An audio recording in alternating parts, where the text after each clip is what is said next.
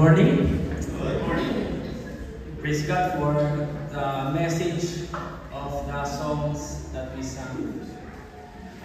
Thank you also for Ladies Fellowship for the song offering. And I hope siguro na-challenge yung mga men. So, the men will also give our song offering next Sunday. Amen. So, before I forget, gaya mo si Pastor Charlie, mag-alarm din ako.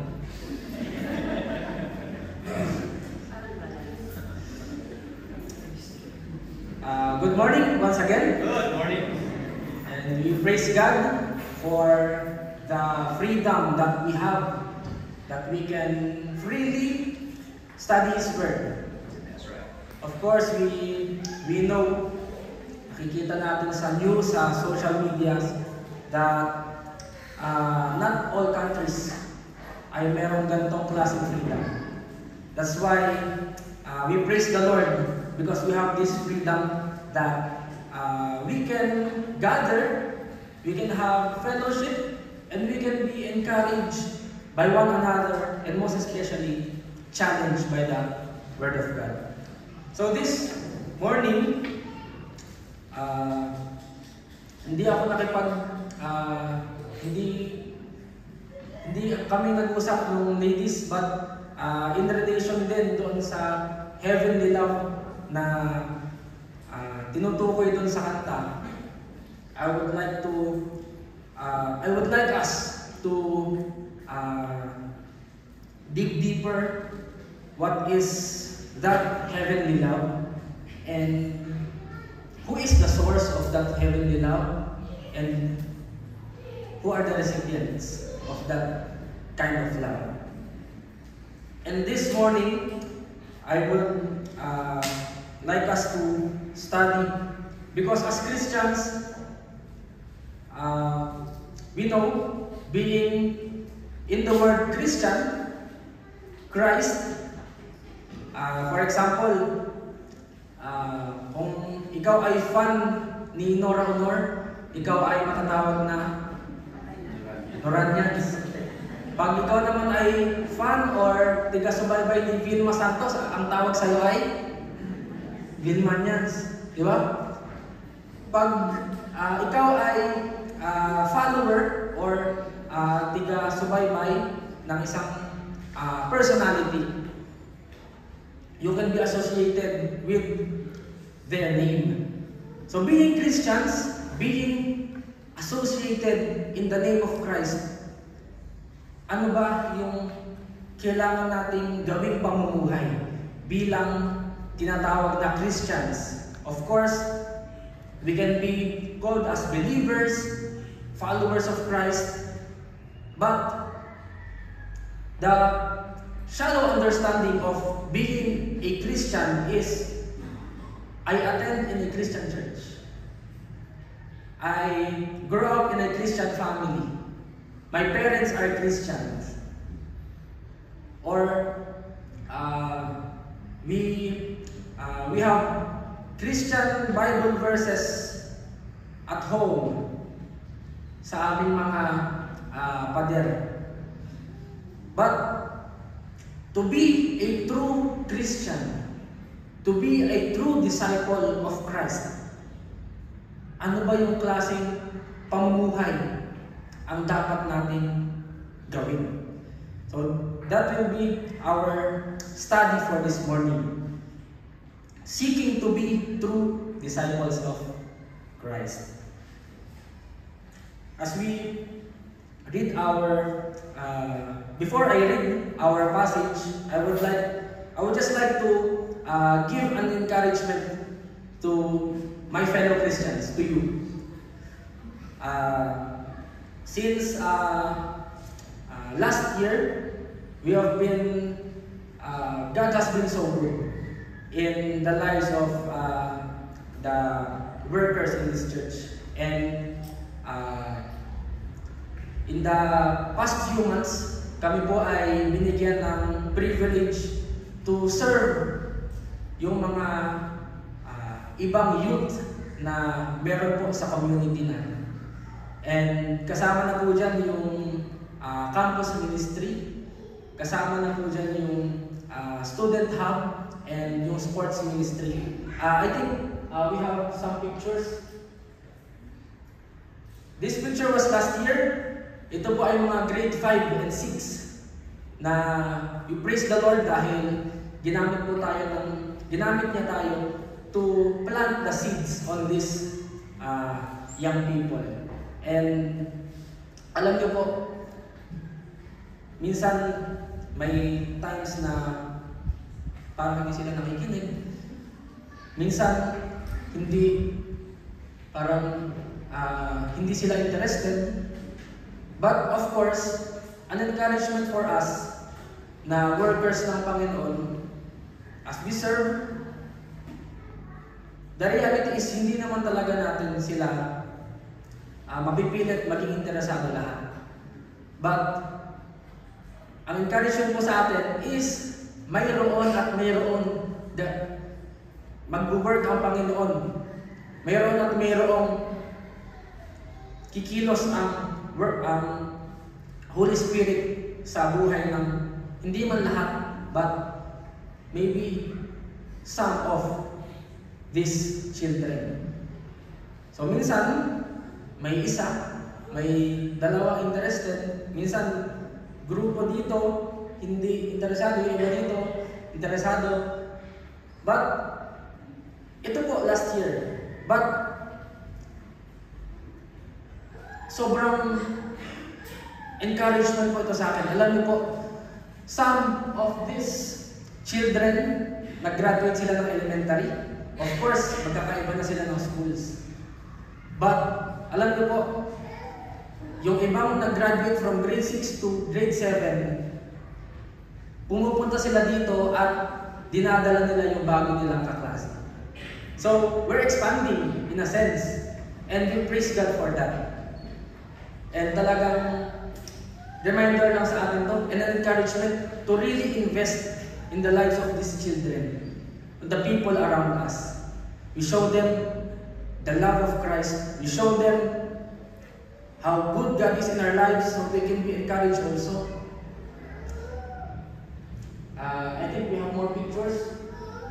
We praise God also that He answered our prayer na nakapasok po tayo ulit sa Buyagan Elementary School to teach grades 1 to 3. Grades 1 to 3, and sabi namin, nung narinig namin yung notice from the coordinator, sabi nila, Pastor, since 4, 5, 6 yung na-handle nyo last school year, sa inyo naman yung 1 to 3. Sabi namin, if this is the answer of the Lord, still praise God. Nakalagay po sa request natin is 4, 5, 6 para basically kung 4, 5, 6 ay mas meron na silang muwang, mas lawak na lang yung kanilang understanding. But sabi namin, if this is the answer of the Lord, we will still plant. So praise God for, currently we have 4 volunteer teacher na pumapasok po kami sa Buyagan Elementary School every Wednesday morning. And we're still praying for more volunteers, and we're asking for your support. Maybe through prayers, maybe you can come with us just to serve, or you can also teach. You can have a part sa program. Pwede ikaw ang magpa-games, pwede ikaw magpakanta. Just be a part. So, I encourage you to pray for it. So that, Lord, paano mo kaya ako gustong i-involve dito sa mga ministries na meron ng church? So after that, alis kami ng morning. Some of them ay makikita namin dyan pag-uwi. And some of them ay talagang interesado sila even sa kanilang maliit sa kanilang age na meron sila. Next slide. We also have our student hub. We open our facilities for the students na pagkatapos ng kanilang klase, they can enjoy, and hindi sila magkakaroon ng Bible study and prayer time.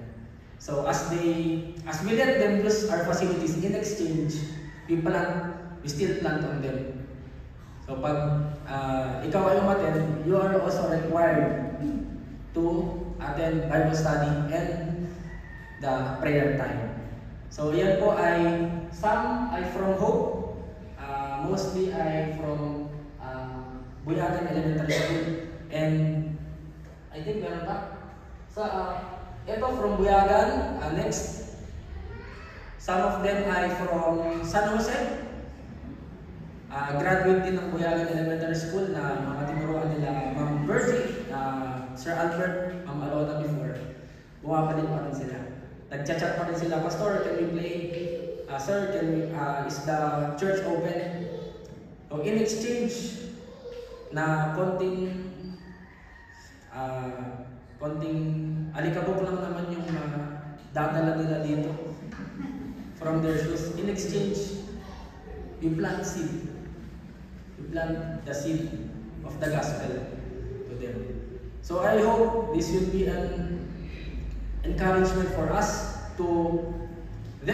there are many avenues for us to use, to show, to express the love of Christ that He is expressing also to us. I think we have one last.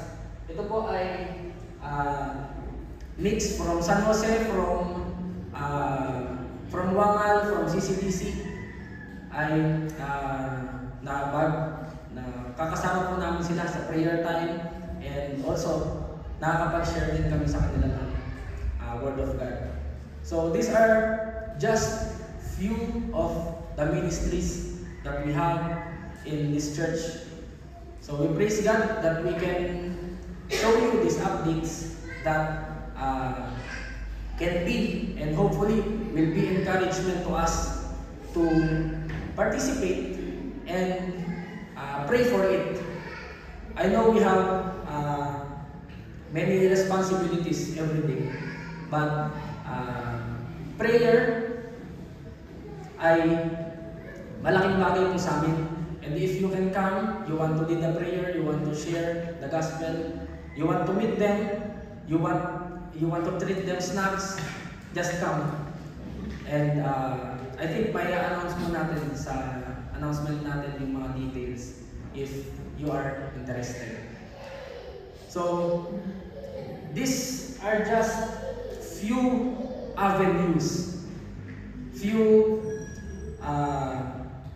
places that we can express the love of Christ, that heavenly love, the kind of love that we can never see in this world apart from the help of Christ and knowing Christ.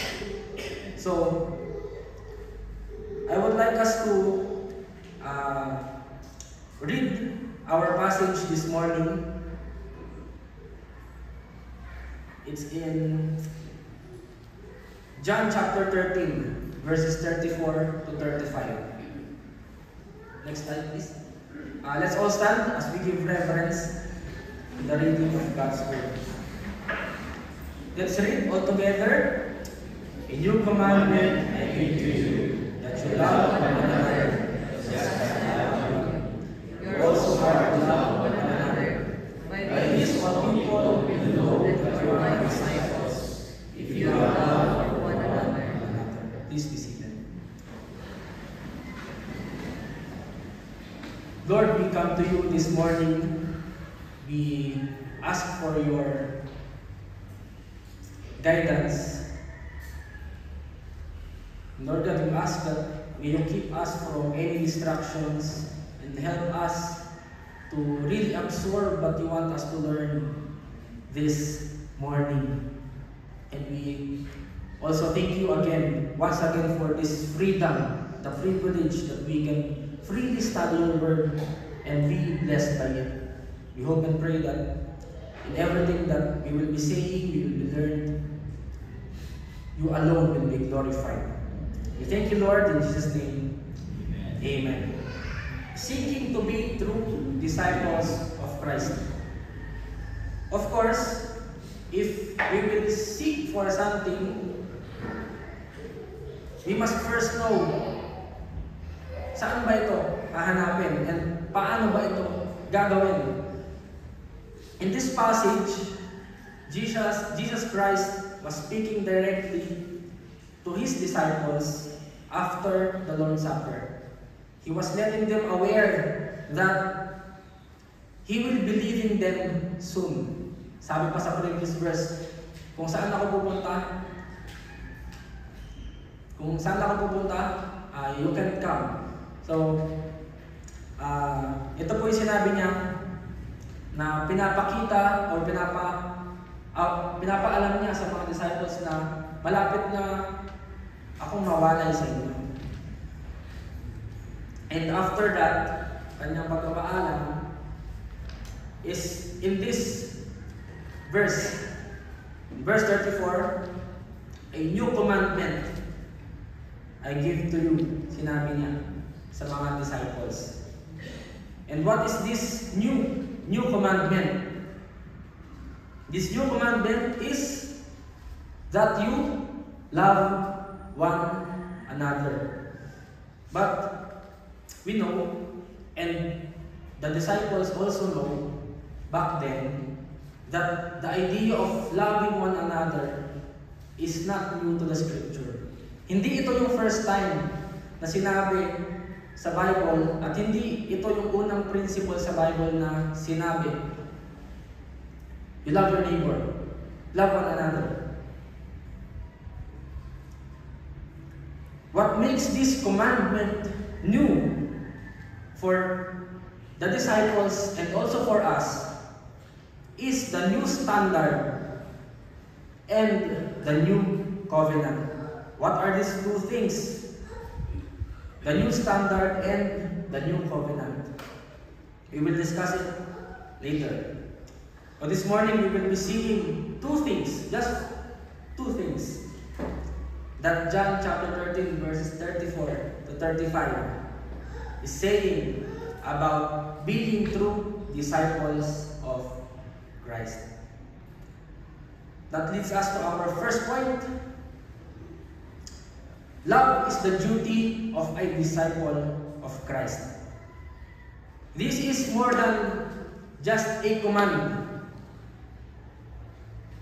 It is a given duty to fulfill for our Master. Back in their setting, disciples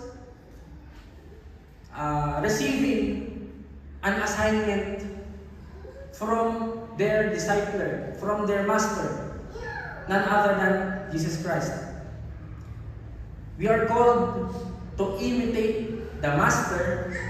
In this case, we are to imitate the love of Christ.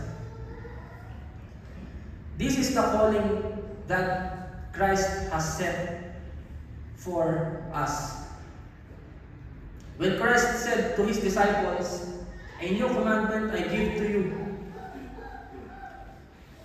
He was more than just giving them orders, but He was encouraging them to a new level of lifestyle that needs to happen daily with the benefit of honoring their Master. As they obey this commandment, as their new daily lifestyle, they are also honoring the authority of Jesus Christ as His disciples. So merong kalakip na benefit, kasamang benefit.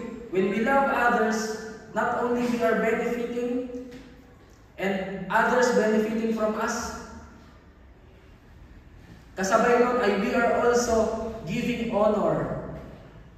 When we obey the Master, we are giving honor to the master. This calling, this duty, is a movement. Meaning it's something to fulfill, to be fulfilled. Because remember, our love for someone will be gauged by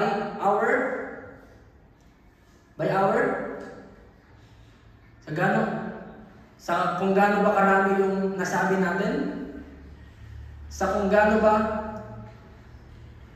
natin katagal sila kakilala. Di ba?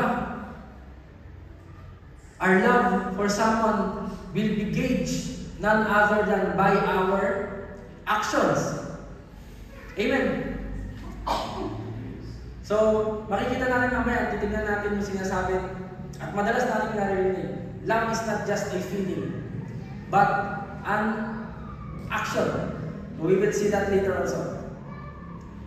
But even if we know that love is gauged by our action, to what extent are we willing to give ourselves for others? How much portion of ourselves are we willing to give to others? Human as we are, because of our nature, we always end up setting a limitation on how far we will love someone. Human as we are, we cannot deny it. We tend to set boundaries, set walls. Hanggang dito lang kita mamahalin. Hanggang dito lang ako mag-e-effort para sa iyo. This is not only applicable sa mga romantic relationships, but also in our families, in our friends, in our workplaces. You always end up setting up limitations on how far we will love someone. And that's when love becomes conditional. The amount of love that we will express will vary depending on the circumstances. Do I love this person enough to set aside my own benefit in their place for his or her benefit? Do I love these people enough to sacrifice my time and comfort to serve them as a church? Does this church love the people surrounding it enough that this church will be willing to be sacrificial, selfless, and unconditional for this community of Buyagan?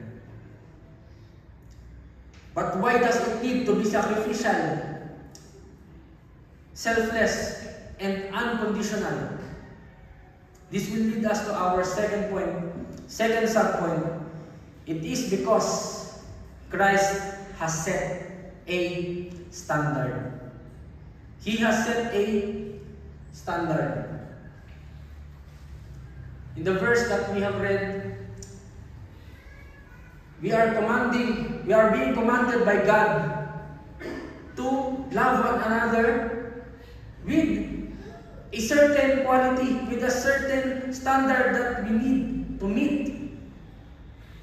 Just as I have loved you. Actually, in the previous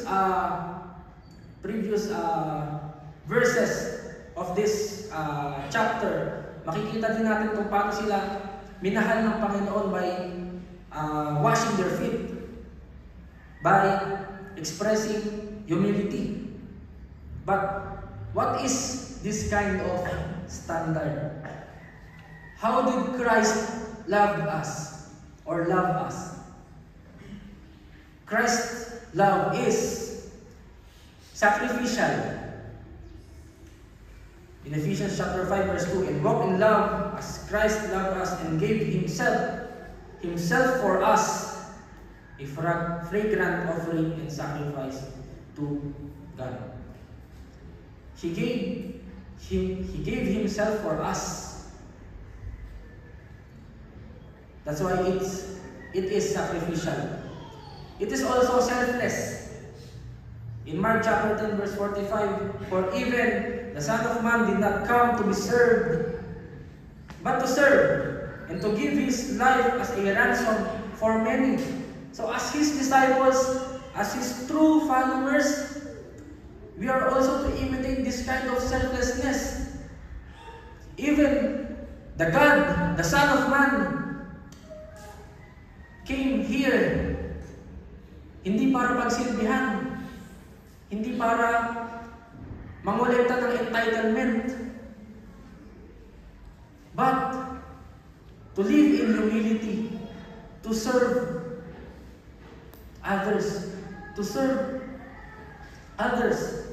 And it is also unconditional. But God demonstrates His own love toward us, in that while we were still sinners, Christ died for us. So the love of Christ is unconditional. It does not depend kung deserving ka o hindi. Hindi nakadepende kung gaano ka nakatagal sa church. Hindi depende sa kung ano yung nagagawa mo para sa Kanya, hindi mo nagagawa para sa Kanya. The love of Christ is unconditional, regardless of your past, your status.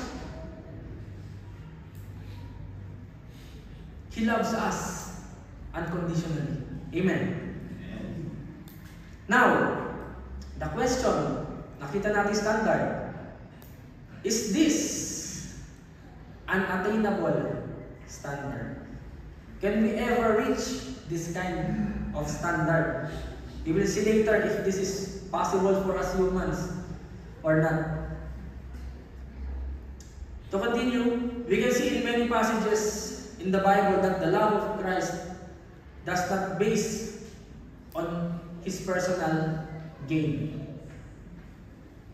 It's not also based on His personal comfort or personal feelings, but it was based on a commitment to care for others, even if it cost Him something. Minsan yung pagod, minsan yung oras, minsan yung effort.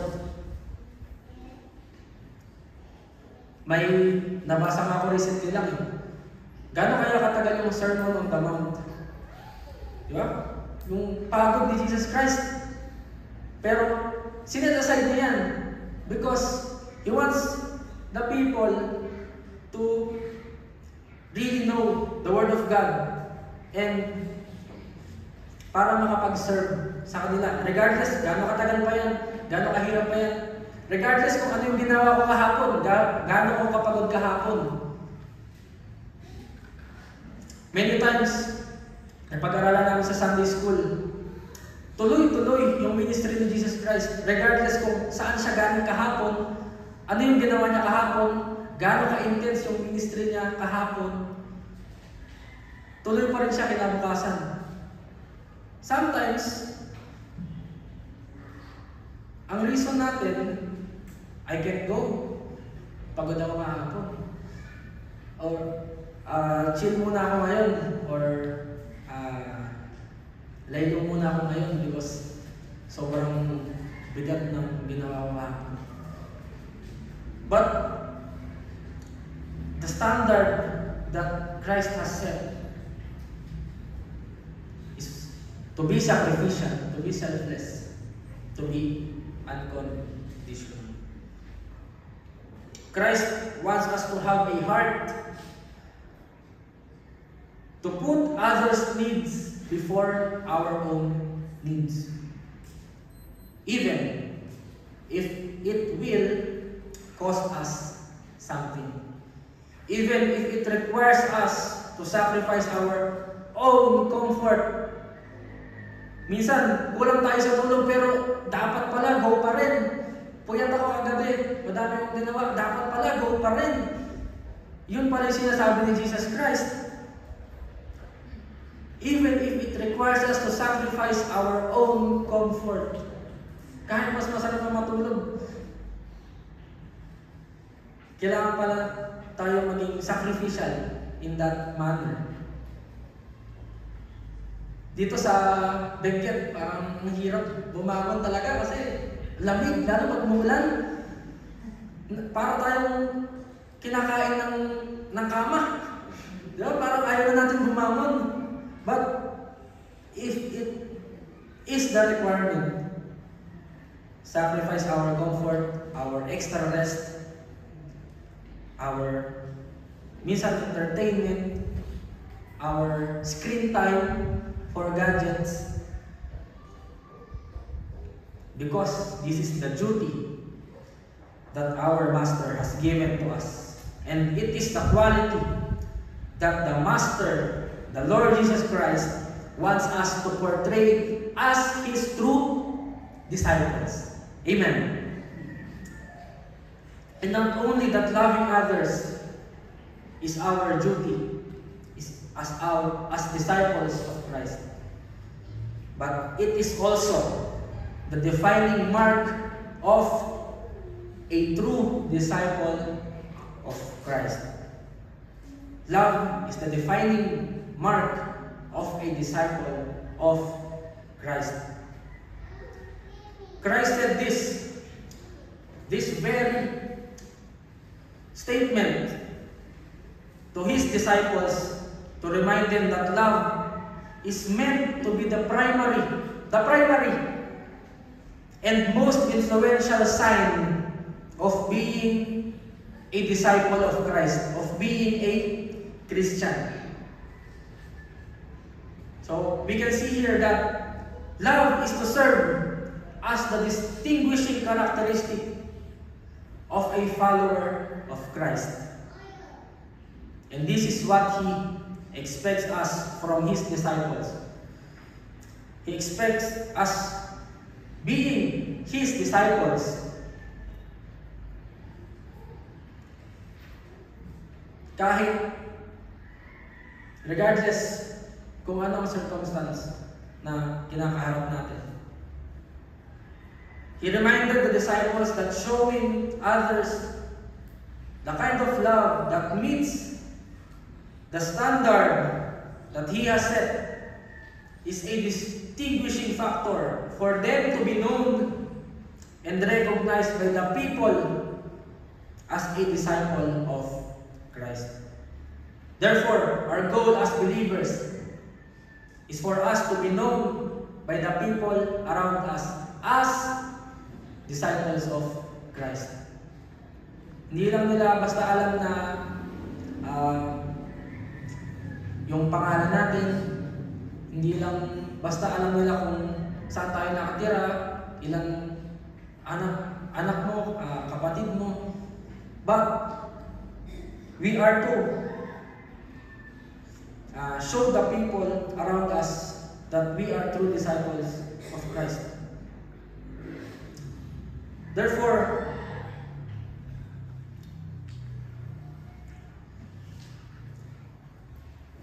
this is our goal as Christians. Even in front of fellow believers man, or even in front of non-believers, we are to show love and prove to them that we are true disciples of Christ by letting them know and feel the love of Christ from us. As a church, as BCFBC, our goal is for the community to see that love exists here in this place. We are placed by God here for this purpose. Our goal is for this community of Buyagan to see that the love of Christ exists.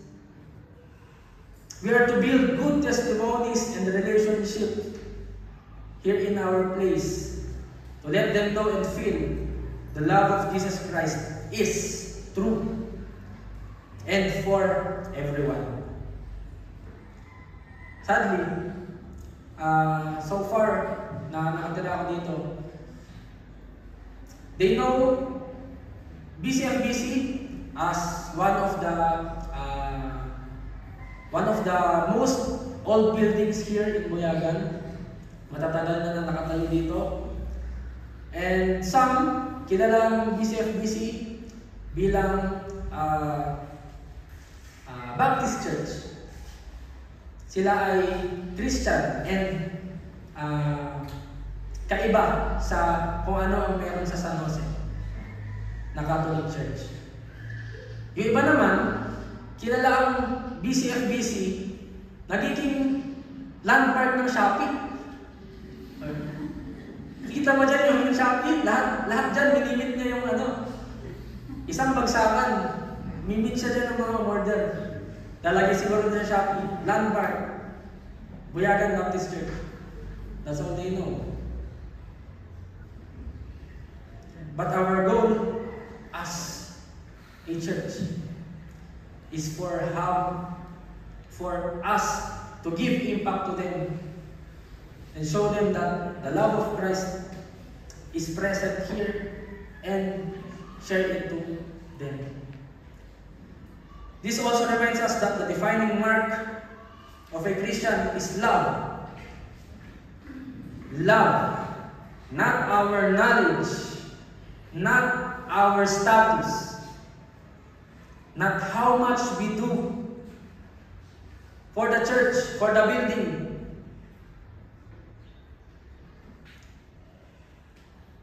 The defining mark of a Christian, a true disciple of Christ, is love. Hindi kung ano yung kaya natin gawin.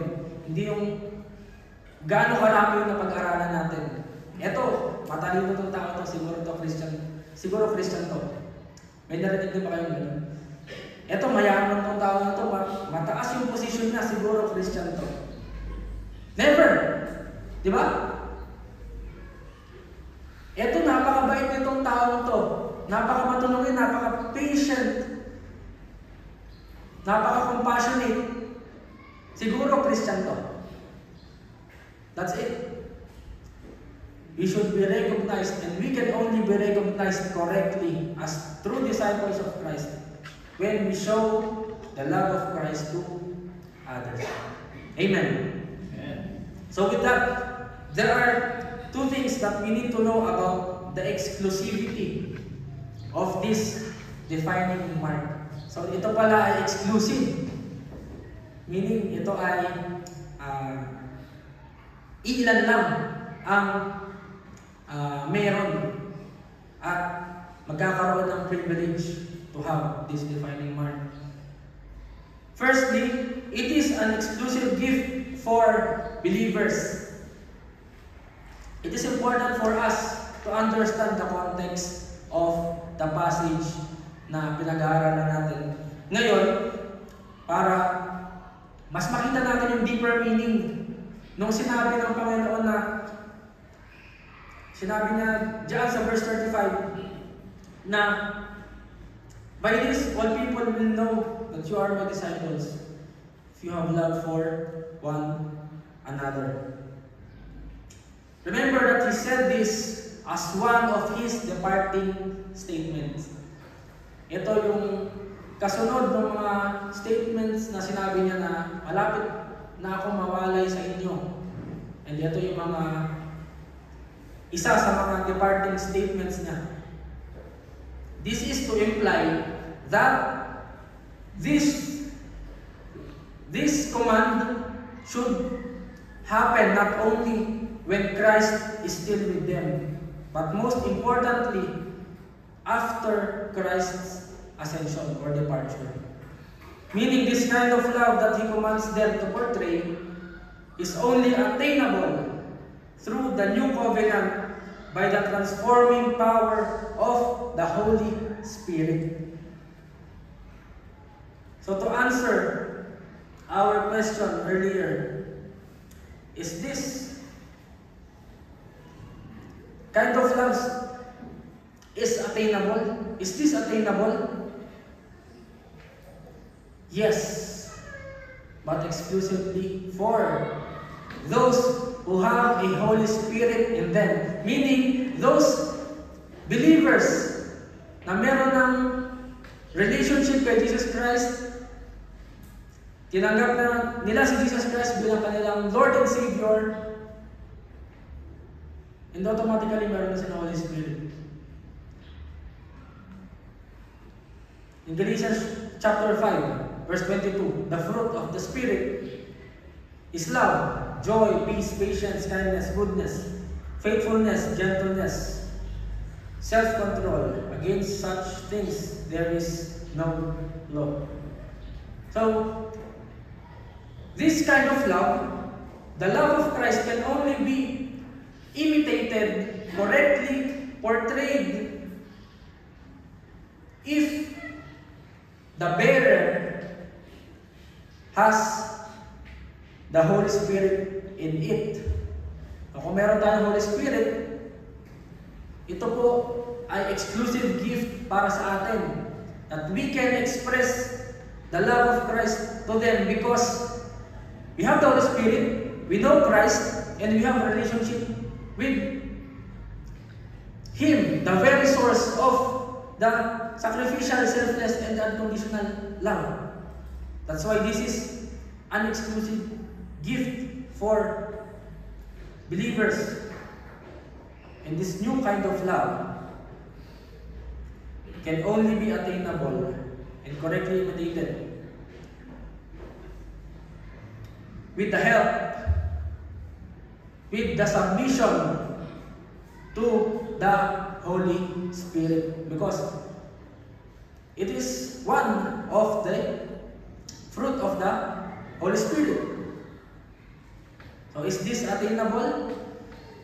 Siguro sabihin natin, masyadong mataas yung standard na sinet ni Christ, parang hindi ko yata kaya. Parang siya lang may kayang gawin.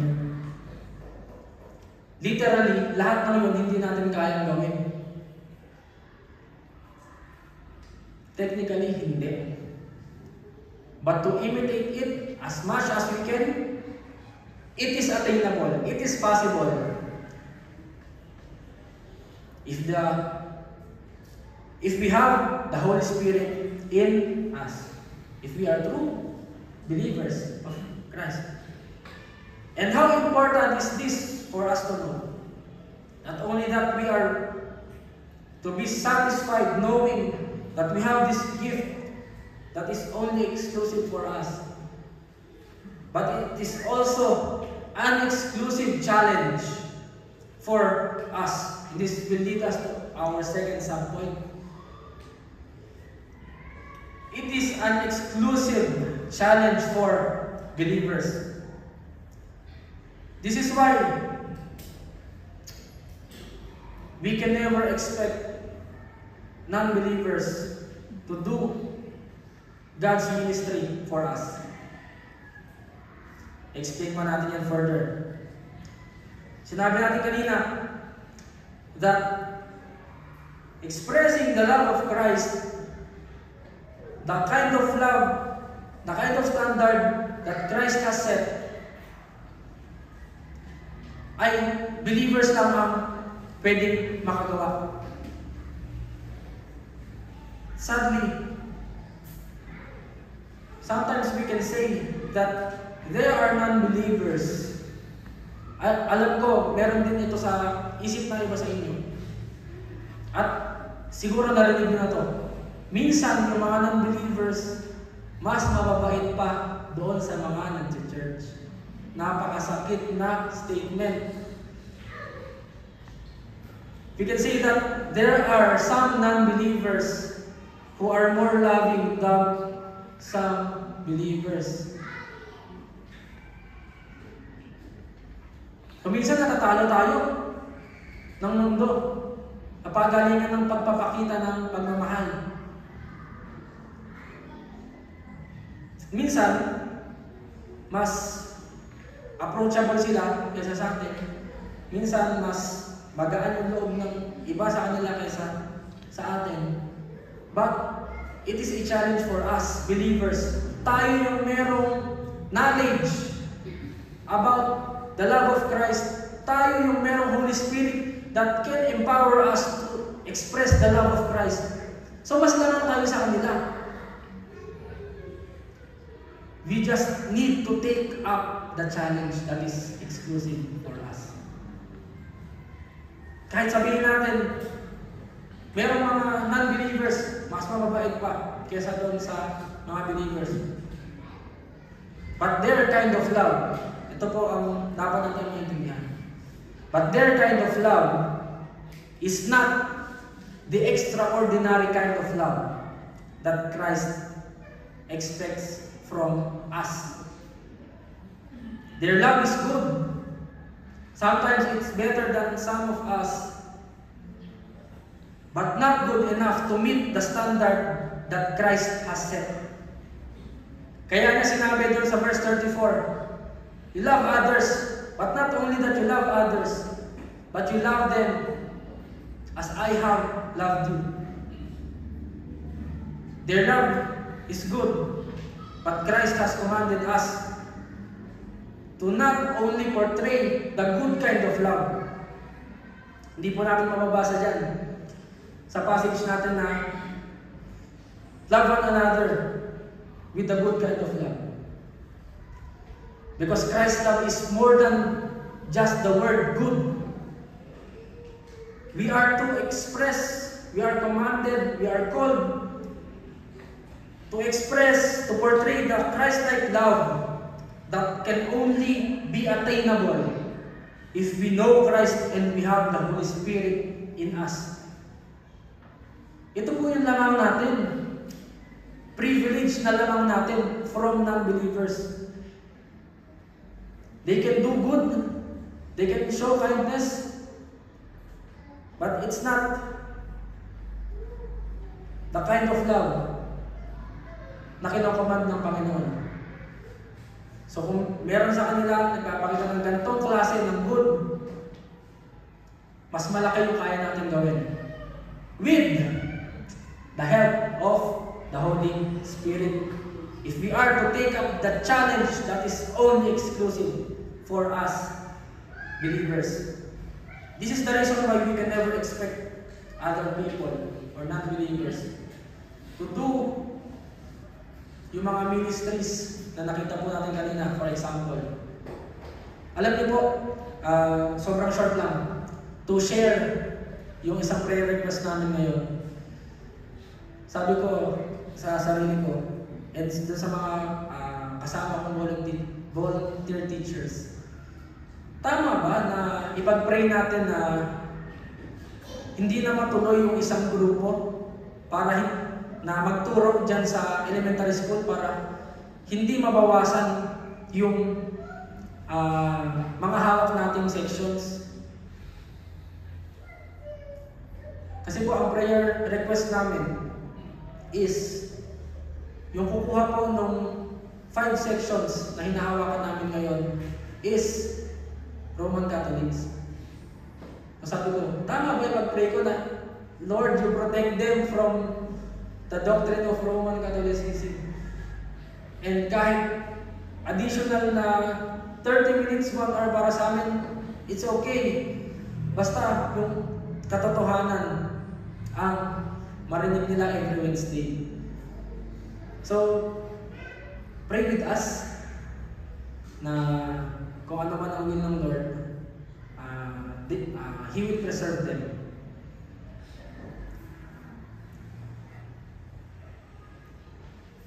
And hindi ito kasama dun sa manuscript ko, but recently talagang nasaktan yung puso ko na makita. Kung familiar po kayo dun sa balita nung isang orphanage sa Pampanga na ni-raid, accusing itong mga pastors, itong mga Christian workers na ina-accuse daw yung mga orphan, yung mga bata dun sa orphanage.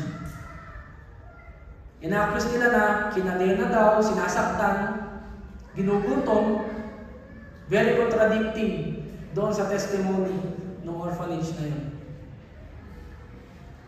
And actually, nag-release pa sila sa national news, national TV, na nirescue daw nila yung mga bata from from abuse, from harassment. Nakakalungkot. Statement na ito from a government organization. Nirelease nila, pinasa nila. Ganito po yung nangyayari, ito po yung ipalabas nyo sa national TV. But how can we expect yung mga people na gumawa ng kasinungalingan na yun to care for the children na nirescue daw nila? So, saan mas magandang puder mapunta yung mga bata? Doon sa leadership ng pastor, sa mga Bible woman, or sa isang organization na kayang mag-produce ng lies publicly. Hindi ako para makidagdag o makisama sa issue, but napakabigat, and I want to share this burden to you na ipag-pray natin that the truth will prevail. Because we can never expect non-believers. They can take good care of them, but their kind of love, remember, as we have said earlier, has limitations. Hanggang kailan nila mamahalin yung mga bata? That's why, being true disciples of Christ, God wants us to step up on how we relate and care for other people. For children, for the people around us. Not all people will care for them. Not all people will relate to them in the correct manner. So we need to start praying to be sacrificial, selfless, and unconditional as true disciples of Christ. For our conclusion, we said that loving others as how Christ loves us is our duty as disciples of Christ. It is a calling that has set by Christ for His disciples. And secondly, it must be guided by the standard of Christ's love, which is sacrificial, selfless, and unconditional. Secondly, we said earlier, loving others as how Christ loves us is the defining mark of being disciples of Christ. It is only us who are privileged to enjoy the love of Christ and be bearers of it. And secondly, it is only us can re-echo, reportray the love of Christ because of the Holy Spirit that is in us. I hope that this challenges us to examine our hearts, examine our relationships, how we relate to one another, to our family, to our friends, to the community we belong to. Am I being sacrificial? Is my love selfless for my family, for other people? Am I loving them unconditionally? Or am I prioritizing my own comfort? Am I being so focused on my self-gain? Are we truly loving others as how Christ loved us? Are we forgiving like Christ? Are we serving others sacrificially like Christ? Are we serving without expecting something in return? Are we willing to give a portion of ourselves even if they do not deserve it? Because that's the love of Christ. We are sinners. Even though we are undeserving, He died for us. He died for you, to save you, so that you can enjoy eternal life in heaven, so that you can be forgiven, you can have a correct relationship with the Father, and you can enjoy the privilege of living as a disciple, a true disciple of Christ. Let this commandment inspire us to take action. Because remember, love is not just a feeling, but it is an action. But I want to add something to that statement. It is correct, biblically correct also, but in accordance, in addition, I to add the principle, the truth that we learned from our passage this morning. Yes, love is not just a feeling, but an action. But it is not just an action. It is not just an action, but a series of consistent action. For our application, how can we show Christ's love in practical ways? Number one, practice speaking edifying words and not destructive words in daily conversations. I have been talagang nag-work sa akin personally before after I studied my preaching for this morning. The Word of God is continuously speaking to me that meron pang mga words, meron pang mga tone, meron pang mga tono, mga reactions, mga statements na mas magandang bitawan kesa sa kung ano yung mga nabibitawan ko ngayon at in the past. And say ito sa ating lahat. Secondly, pray and get a reliable, godly accountability partner that can help you in your journey. So this will help you to be monitored sa ating mga blind spots. Minsan nakala natin, pagmamahal yung na ipakita natin, contradicting pala. Dito papasok yung accountability partner na magko-correct sa atin, na gagamitin ng Panginoon. Thirdly, pray to the Lord to reveal to you the aspects where you need to improve how you relate to others. Pray tayo sa Panginoon na, Lord, reveal to me saang mga aspeto ako ng buhay. Ano yung mga relationship? Ano yung mga pagkakataon na parang hindi tamang kind of love yung na ipapakita ko? Baka minsan strict na lang pero wala ng love. Baka minsan puro salita na lang, wala ng love. Lord, help me to see those things so that I can improve. Baka akala natin, ito kasi yung nakasanayan, ganito tayong pinalaki.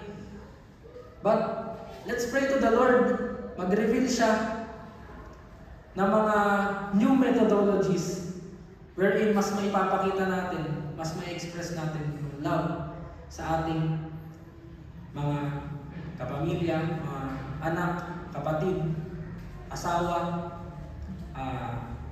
mga classmates, group of friends. Fourth, find an avenue or a ministry where you can show love to others. Hanap tayo ng mga pagkakataon na pwedeng makapagpakita ako ng love ng Panginoong Jesus. Kahit sa simpleng dinner time, sabay-sabay kayo kumain, you can share to them. Hintayin mo silang sumubo para hindi na sila makatayo. Para corner mo sila, nasa'yo na sila na makikinig sila sa'yo. Or pwedeng lalapitan mo, puntahan mo sa kwarto, yung kapatid mo, yung mga pwedeng family members natin, we can show the love of Christ in many ways.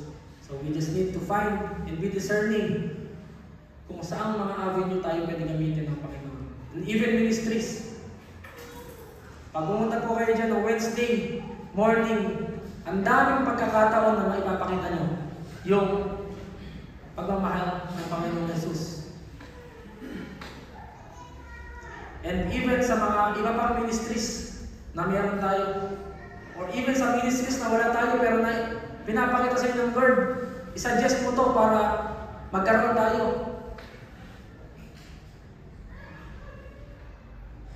And lastly, know Christ more. Read the Bible more. So you can expand your understanding about His love.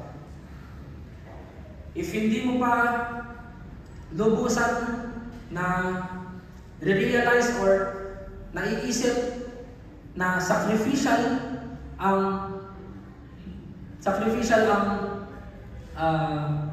pagmamahal ng Panginoon Jesus, you read the Bible more.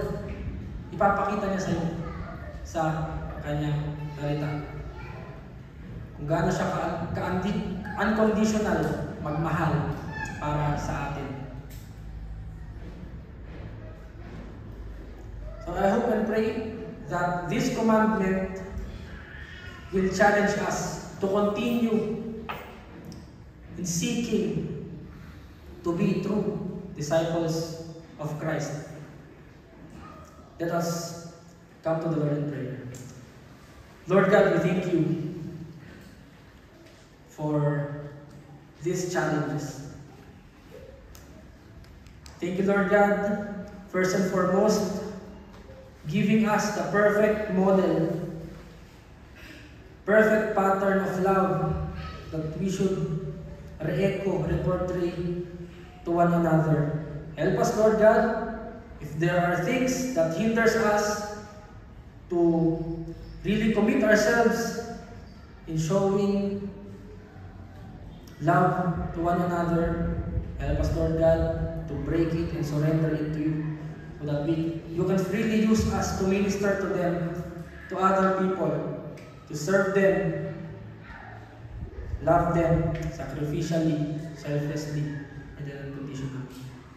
Lord God, forgive us for those times that is very difficult for us to show love to others. Sometimes it is the wrong kind of love that we show to others. Forgive us, Lord, and help us. Also, Lord God, ask for forgiveness if sometimes we are unforgiving. We prioritize our self-gain.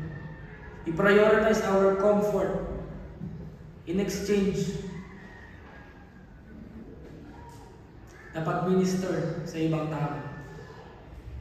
Lord God, may you continue to work in our lives. Help us to submit to change. Kung saan mo kami gustong dalhin, kung paano mo kami gustong baguhin. Help us to commit our lives in being a true disciples of yours by being a good testimony, being the channel of your extraordinary love to the people around us. You bless us, Lord God. We thank you, Lord God, and we glorify you. All these things we ask in Jesus' name. Amen.